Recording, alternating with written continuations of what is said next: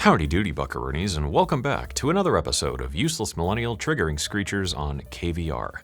Recently, I've been on a mission to try and find gear that is as affordable as it is interesting in order to, I guess, shed some spotlight on some stuff that I think a lot of you will find useful, and especially useful if you are maybe on more of a budget or just getting started or whatever the case may be. As much as I love things like my Iridium or my Peak, sometimes it's fun to work with these cheaper bits of gear because it's a good challenge, not only sonically but creatively, because you're often stuck with a pretty heavy set of limitations, and I think because of that, it often leads you down some unexpected paths, sonically speaking, and I find a lot of value in that. Recently, I've been digging around for some effects pedals to use for sound design projects, and I wanted to try and find something that was powerful but still very affordable, and after a couple weeks of research, one pedal quickly came to the top of that list: the Zoom MS-70 CDR. So, what is the Zoom MS-70 CDR here?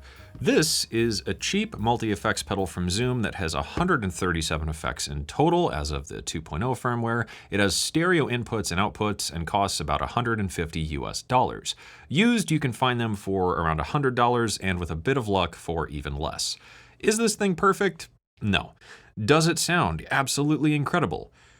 Not really. But is it good enough to get the job done and a whole lot of fun to mess around with? For that, the answer is a resounding abso-f***ing-lutely. My micro freak here is a bit of a quirky synth, and it's something that's kind of an oddball in my collection of stuff. It's paraphonic, it's got a bunch of different interesting oscillator algorithms, it's got an analog filter, a pretty flexible mod matrix, and it's even got a vocoder, but it doesn't have any effects.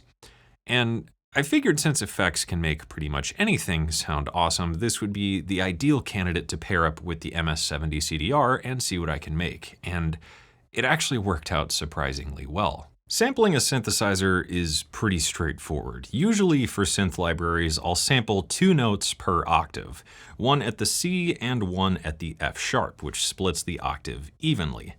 For this sample library, I just did 1 sample per note because there's no velocity response in any of the patches, which made this whole process really straightforward. The sounds I captured from the Micro Freak with the MS-70 sounded pretty cool, but I felt like just to add that extra sense of cinematic depth and flair, it should have something else. So what I did is take these old orchestral instrument recordings I have just floating around my collection and ran those through Pigments with some extra processing to create these granular orchestral textures that add this nice organic sense to things. So I combined both of these ideas and wrapped it up into a new decent sampler instrument. Every sound in this instrument is made up of 2 layers. Layer 1, which is the synth layers from the Micro Freak and MS-70, and layer 2, which is the orchestral, granular, texture-y stuff. And I've also exposed some other controls here, like the amplitude envelope with ADSNR, the tone knob, which I've mapped to the mod wheel, so you can use that to just quickly kinda chill these sounds out and even get some really deep, kind of dark, cinematic drone things. I've also added the standard effects here, so I've got a reverb, the chorus, and a delay. So putting that all together,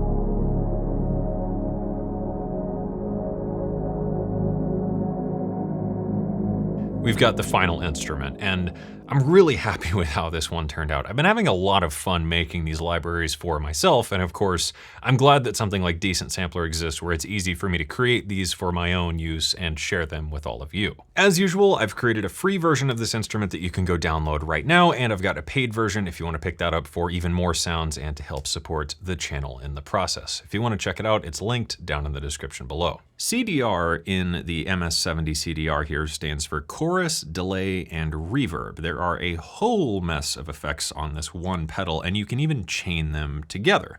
So let's start by selecting a delay of some kind. Hold that down, grab a delay. Maybe we'll just go with the good old stock delay for now and see what that gets us. Probably turn it on first.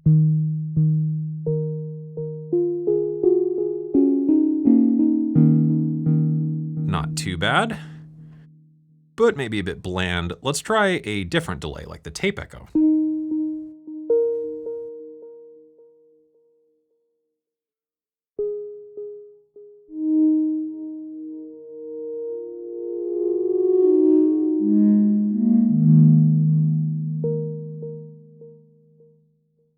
All right, now let's add something else. We'll hold down this button and we can add another effect unit. Let's go for a chorus or some kind of mod effect.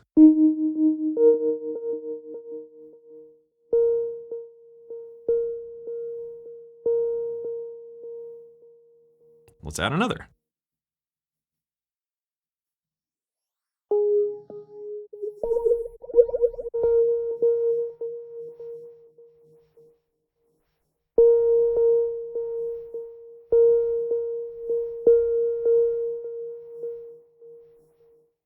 Maybe we'll pair that now with a reverb.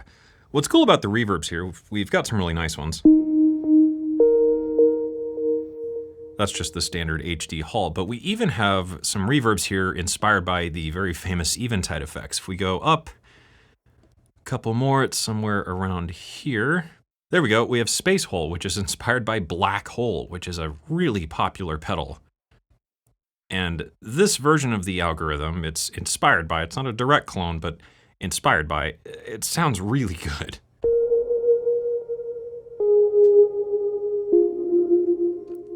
Maybe we'll drop the mix down just a touch.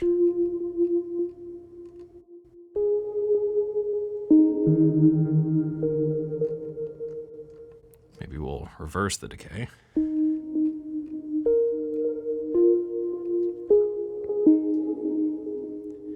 That sounds pretty neat. So let's cap it off with maybe one more delay. There's one in here I particularly like. I was gonna add another delay here, but it seems I've hit the DSP limit. So let's pop back into our effects chain here and maybe change out the Black Hole reverb for just the good old HD Hall. We'll do HD reverb. That should be okay. Excellent, and now we've got that other effect.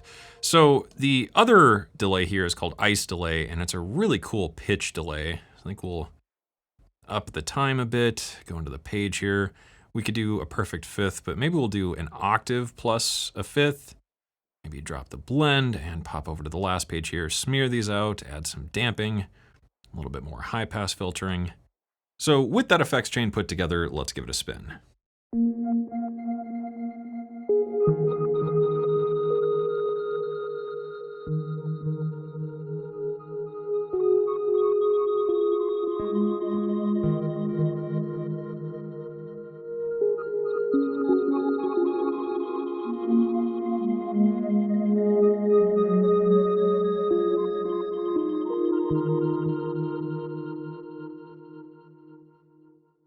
Which from a pretty compact and affordable setup is a quite compelling result, if you ask me.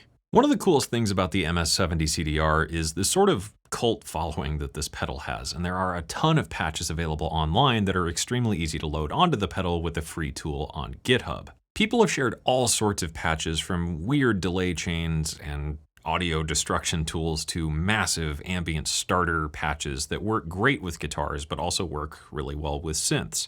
Since the pedal has both stereo ins and outs, if you have a stereo output synthesizer, this means you can preserve the stereo information all the way through the pedal, which is awesome and really rare to see at this price point. The sound overall of the pedal at times can be a bit blah, and for some reason chaining certain effects together produces a high-pitched whine that's quite annoying, but for the price, I don't know that I can really complain, and with a bit of denoising in post, it wasn't a big deal at all. To my understanding, it's simply just kind of a limit with the DSP stuff inside of it that causes it to scream and whine when you're trying to push it a little too hard. Just to show what this pedal is capable of, I wanted to share a few of the patches that I've downloaded from Reddit as well as a few of my own.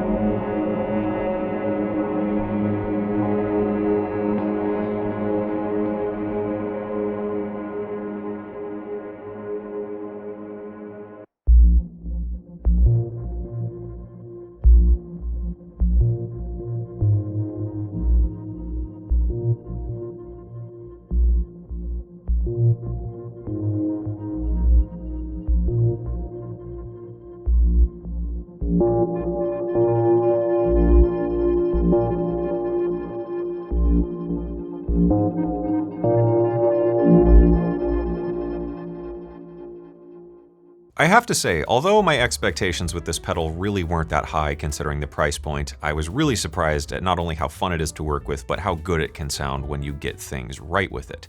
If you have one of these for yourself or you're gonna pick one up, I did create a couple presets which I've shared on my Patreon page, and you can find that linked down in the description below.